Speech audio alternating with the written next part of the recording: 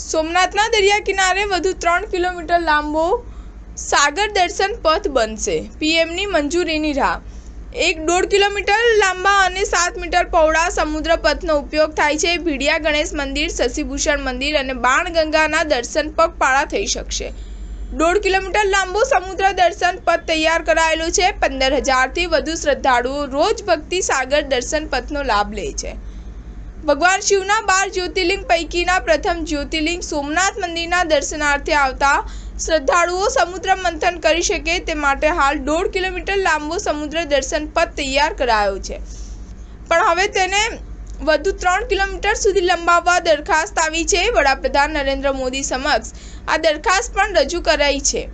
ટૂંક સમયમાં મંજૂરી આવ્યા બાદ સમુદ્ર દર્શન પથની લંબાઈ વધારવાની કામગીરી શરૂ થઈ શકે છે. સ્ટાર ન્યૂઝ 7 હંમેશા સચ્ચાઈની સાથે.